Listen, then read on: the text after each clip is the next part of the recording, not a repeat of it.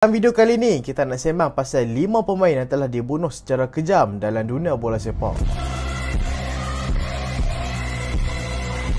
Assalamualaikum dan selamat datang ke Pala Bola Studio. So hari ni kita nak ceritalah pasal 5 player yang telah dibunuh secara kejam dalam bola sepak. Memandangkan Piala Dunia sedang berehat seketika, so kita pun berehat lah. Sebenarnya aku nak wujudkan satu segmen, iaitu Pala Bola Misteri. Pala Bola Misteri macam tak nice cakap nama dia kan. Dia bukan YouTube channel lah, dia macam satu segmen, macam sembang player lah kan. Di mana dalam segmen ni kita nak sembang pasal beberapa benda pelik dalam bola sepak. Contoh player-player gunakan sihir dalam bola sepak lah, macam tu kita nak sembang. Dan hari pun aku tak tetap lagi, tapi hari ni kita nak buat Pala Bola Misteri dulu.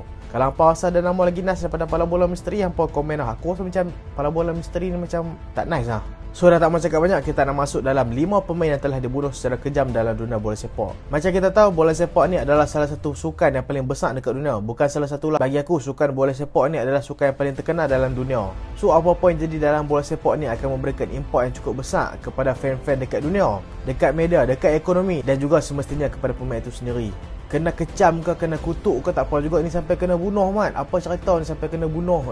Sampai melibatkan nyawa, main bola je pun. So dah kita tak mahu cakap banyak, kita nak tengok nombor 5. Nombor 5 kita ada Lutz Eggendorf daripada Jerman. Dia ni kira player hebat lah pada tahun 1970-an. Dan dulu kalau hampa nak tahu, Jerman ni terbagi kepada dua, iaitu Jerman Timur dan juga Jerman Barat. Dan Eggendorf ni main untuk Jerman Timur. Dan dia ni memang telah sah lah untuk bermain dekat Jerman Timur sebab dia dah buat debut dah dekat sana seawal usia 22 tahun. Tapi macam kita tahu lah kan, dulu peraturan untuk bermain dekat antarabangsa ni kurang sikit. So player mungkin boleh berpindah randah dekat negara macam pindah kelab je.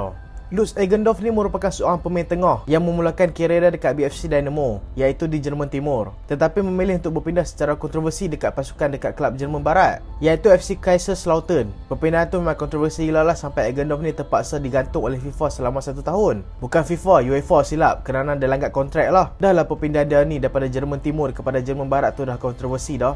Lepas tu dia jenis kuat bersuara, boleh jadi ahli politik dia ni. Dia tak takut dengan orang. Dia banyak mengkritik Jerman Timur dekat media-media Jerman Barat, membuatkan orang-orang Jerman Timur marah lah. Dah lah dia baksa dari sana, lepas tu kutuk dekat sana pula. Ni kita boleh umpamakan macam sepandai-pandai tupai lompat akhirnya jatuh ke tanah tu juga. Macam tak kena je kan. Kacang lupakan kulit. Betul yang tu betul. Itulah dulu cikgu duk ajak tak fokus. Dan selepas dia main dekat FC Kaiserslautern tu, dia berpindah pula kepada pasukan Eintracht Braunschweig, di mana dekat kelab tu dia main baru 8 kali je. Lepas tu tiba-tiba dikatakan ada kemalangan yang berlaku yang mengorbankan Lutz Eggendorf ni. Dan kemalangan tu dikira sebagai kemalangan yang biasalah. Lutz Eggendorf cedera parah dan dibawa ke hospital dan telah meninggal dekat hospital 2 hari kemudian. Tapi selepas kes tu disiasat semula, kematian Eggendorf ni sebenarnya kemungkinan dirancang. Disebabkan ada satu konspirasi, pembunuhan ni telah dirancang oleh pasukan perisik daripada Jerman Timur yang dinamakan sebagai Stasi. Tapi sampai hari ni, kes kematian Lutz Eggendorf ni masih lagi menjadi tanda tanya. Lagi-lagi lah ni Jerman dah bagi jadi satu dah. So aku rasa memang dia pun susah lah nak siasat kes ni, sebab kemudian akan menimbulkan isu balik di kemudian hari. So kita ke nombor 4 pula. Nombor 4 kita ada Tommy Boll daripada Aston Villa.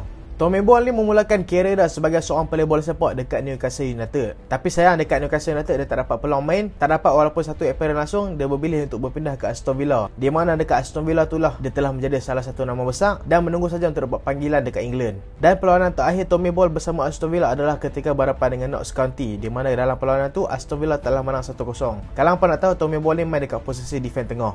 Dan dia ni masih lagi sangat muda waktu tu, iaitu 23 tahun, dan memang berpotensi besar untuk jadi centre back hebat dekat pasukan England. Tapi sayang, perlawanan dan juga penampilan hebat daripada Tommy Boll dalam perlawanan tu adalah penampilan terakhir dia dalam dunia bola sepak. Sebab sehari kemudian dia ni mati ditembak dekat pekarangan rumah dia sendiri. Siapa yang buat? Jiran dia sendiri buat. Sebab dengar kata ada pertengkaran hebat berlaku antara dia dengan jiran dia yang merupakan tuan tanah kepada rumah Tommy Boll tu, yang bernama Joe Stack. Joe Stack ni tanpa segan silu memilih untuk menembak Tommy Boll ni sampai mati. Dan akhirnya Joe Stack ni ditangkap oleh polis dan dijatuhkan hukuman mati. Tapi dia telah buat rayuan dan rayuan dia akhirnya berjaya, dan hukuman dia ni dilonggarkan kepada penjara seumur hidup saja.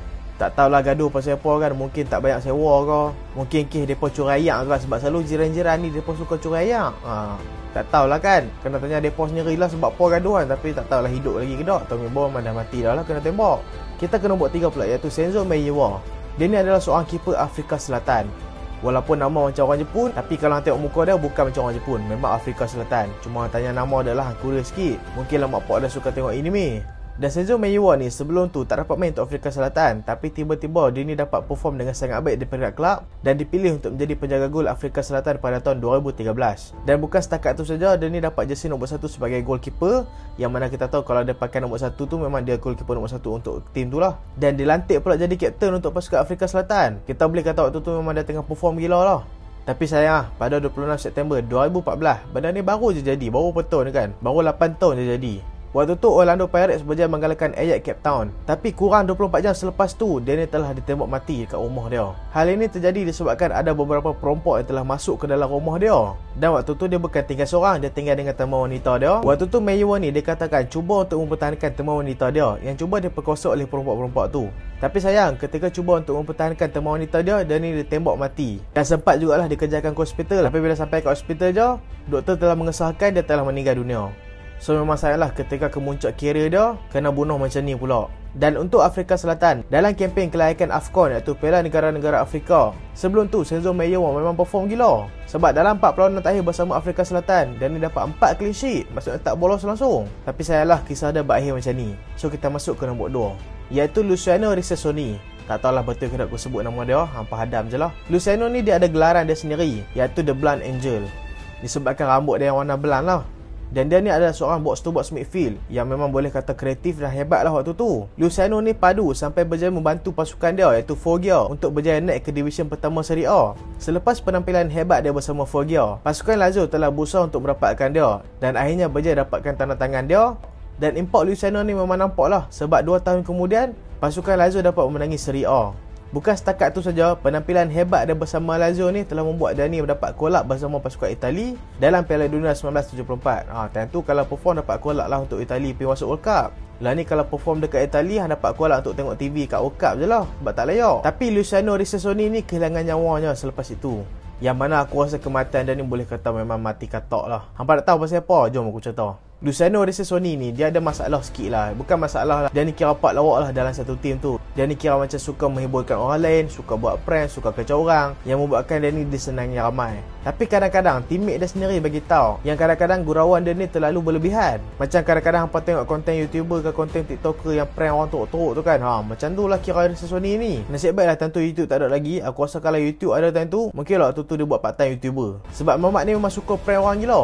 Sampailah satu hari dia fikir nak buat prank gila yang bagi aku memang bodoh gila. Dia nak buat prank dekat satu kedai emas ni. Dia nak pergi buat rompakan lah, kira acah-acah nak rompak kedai emas lah. Tapi sayang, dia tak selidik dulu kedai emas yang dia nak rompak tu. Walaupun nak rompak main-main je, hang kena selidik lah dulu kan. Kok-kok dia ada kena apa ke semua kan. Rupa-rupanya kedai tu baru saja dirompak 2 minggu lepas. Kedai emas tu baru kena rompak, lepas tu dia pemai lagi. Di mana tuan kedai waktu tu memang trauma gila lah. Macam lah contohlah kalau hang kena rompak rumah ataupun hang kena rompak kedai, mestilah lepas tu hang buat persediaan kan kalau ada perompak mai. Mungkin hang letak pisau ke, mungkin hang letak pistol ke, bukan sebab nak bunuh orang, tapi sebab nak selamatkan diri hang.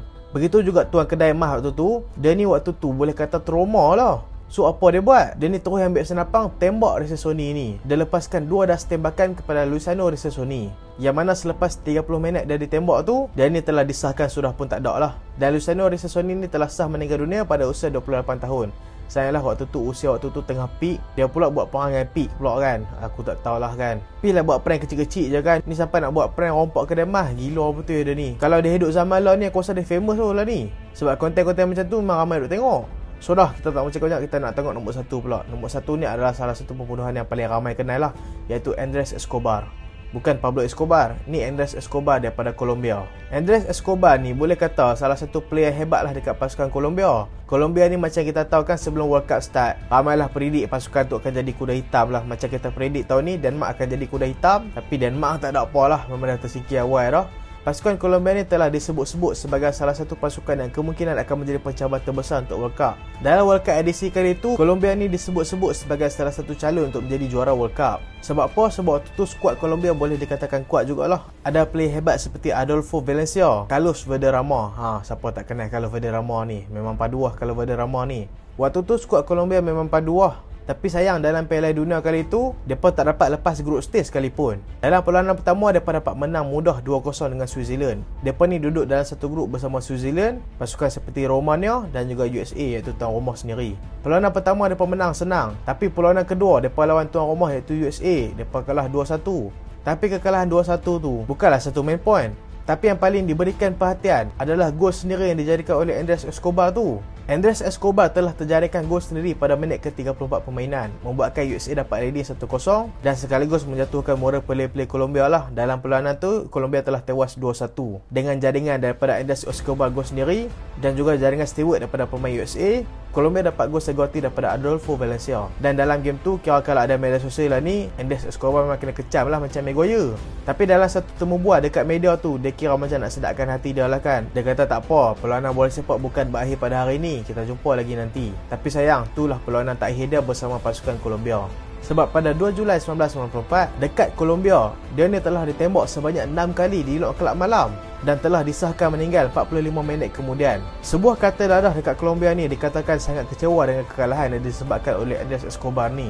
Dan upacara pengebumian Andres Escobar ni telah dihadiri oleh lebih daripada 120,000 orang. Dan itulah berakhirnya hidup dia sebagai seorang player bola sepak. Dan bagi aku sebagai fan bola sepak yang biasa, aku rasa benda ni memang tak patut jadilah. Sebab bola sepak ni adalah salah satu sukan yang patut kita enjoy je.